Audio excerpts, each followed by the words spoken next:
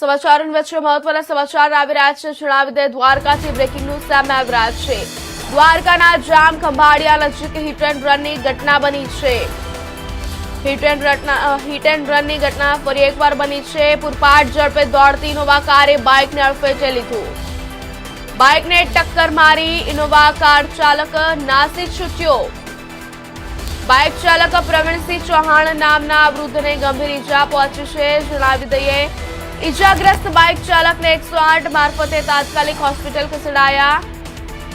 જિલ્લામાં વધતા જતા હિટ એન્ડ રનની ઘટનાથી લોકો ચિંતિત બન્યા છે। મહત્વના સમાચાર જણાવી દે દ્વારકાના જામ ખંભાળિયા નજીક હિટ એન્ડ રનની ઘટના બની છે। પૂરપાટ ઝડપે દોડતી ઇનોવા કારે બાઇકને અડફેટે લીધું।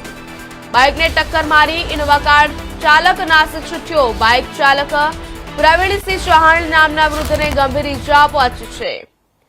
ઈજાગ્રસ્ત બાઇક ચાલકને 108 મારફતે તાત્કાલિક હોસ્પિટલ ખસેડાયા।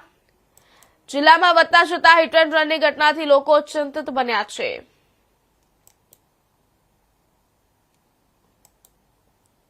આવતા હતા કુવાડિયાથી પાટીએ ઇનોવા ગાડી વાળાએ રસ્તામાં ઠોકર મારી દીધી નેર આગળ ગામમાં।